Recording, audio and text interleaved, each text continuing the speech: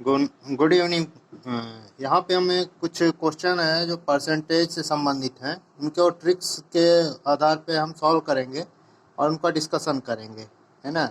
जो कि MP constable में हो रहे एग्ज़ाम के लिए, जो रिसेंटली हो रहे हैं उनके लिए, होने वाले हैं उनके लिए हेल्पफुल है ना। इसमें एक क्वेश्चन है, आप पढ़ेंगे तो इसमें लिखा है कि एक पुत्र है, पहले पुत्र पर वह 20% देता है अपने, एक आदमी, और जो बचा पैसा है उसको 30% छोटे पुत्र को देगा, और उससे भी जो पैसा बच रहा है उसका 10% अपने ट्रस्ट को दे देता है। अब उसके पास 10,080 रुपये बचते हैं, तो कुल कितनी धनराशि है, हमें टोटल इसमें कितनी धनराशि है वो फाइंड करनी है ना। अब हम इसको ट्रिक को इस तरह सॉल्व करेंगे। देखिए, है तो हमारा कंप्लीट 100% का हम पहले पुत्र को जो दिया गया S1 को, है ना, तो उसका 20% जाने पर बचेगा 80%, उसको लिखेंगे। फिर 100% में जो शेष राशि है, छोटे पुत्र को दिया 30%, तो 100 में 30 करेंगे तो 70, है ना। और फिर तीसरे जो बची हुई राशि का तीसरी बार डिस्कशन हुआ है कि उसका 10% अपने ट्रस्ट को दे दिया, तो उसका 10%, 100 में 10% कम करने पर जो बचेगा वो 90% होगा।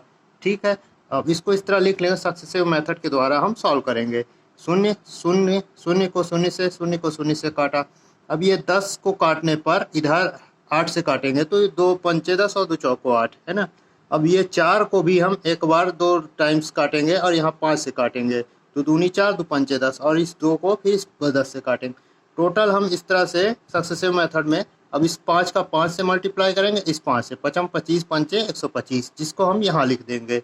और इसी तरह से 7 और 9 का मल्टीप्लाई करेंगे, बाकी तो कट गई चीज़ें। 7 और 9 का मल्टीप्लाई करेंगे तो 63 आता है ना।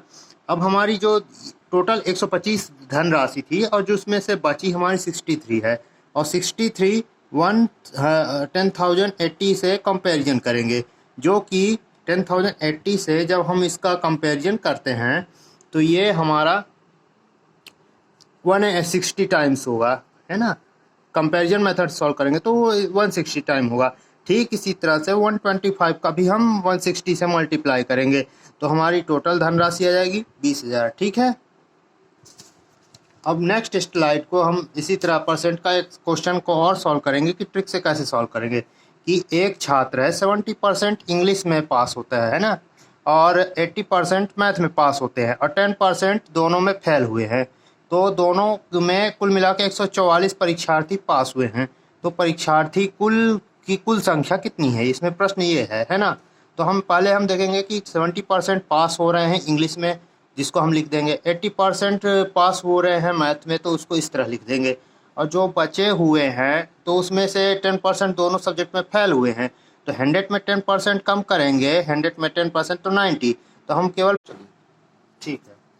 देखिए, अब ये 90 से इस 80 को जब हम घटाएंगे तो देखते हैं हमारा आएगा 80 माइनस 90 करने पर -10 आएगा, है ना। और 70 में भी 90 को जब हम घटाएंगे तो हमारा आएगा -20, है ना।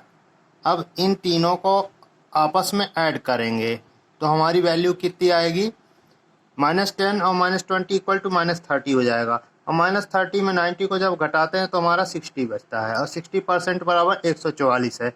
और 144 जब इसको हम काटते हैं, 6 दाहम 60, और 6 से इसको काटते हैं, 6 दूनी 12, 6 चौको 24, तो इधर 10 आता है, इधर 24 है। अब यहाँ पे हम कंपैरिजन मेथड लगाते हैं।